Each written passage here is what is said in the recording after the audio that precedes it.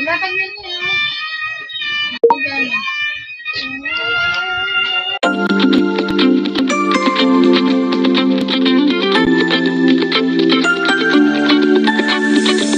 Awalo din misteryoso, di pa rin mabasa ang iyong tunay na motibo. Ibang pinapakita, taliwas sa iyong salita, pero ayokong magduda, baka lang sa simula.